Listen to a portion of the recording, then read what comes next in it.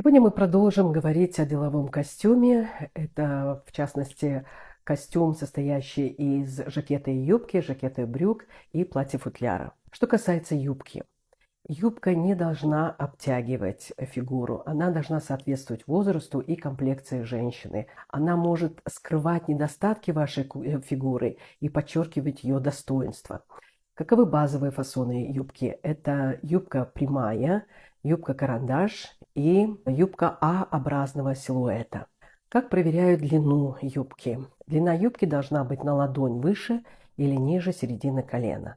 Проверяют ее в положении сидя. Если вы сидите и замечаете, что юбка задралась кверху или из нее выглядывает подкладочная ткань, это говорит о том, что в бедрах вам юбка узковата, поэтому нужно чуть расширить или чуть-чуть подкоротить подкладочную ткань. Брюки. Брюки тоже бывает нескольких фасонов. Это прямые брюки, суженные к низу и со стрелками.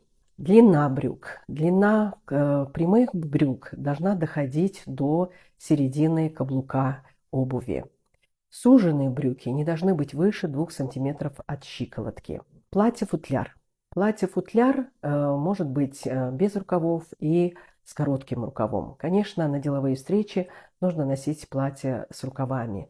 Если же это вечернее мероприятие, то, конечно, платье без рукавов будет очень красиво смотреться, например, с шалью, с красивой шалью. Еще одна деталь гардероба – это колготки.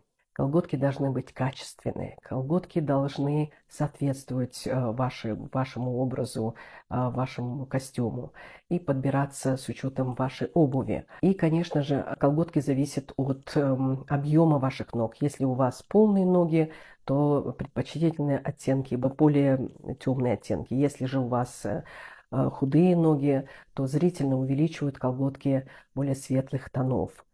На деловые встречи не рекомендуется носить колготки со стразами, с блестками, со швом, в сеточку, с различными принтами на колготках. Они недопустимы.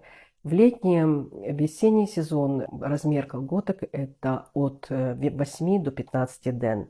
В зимнее, в осеннее время от 15 до 30 ден.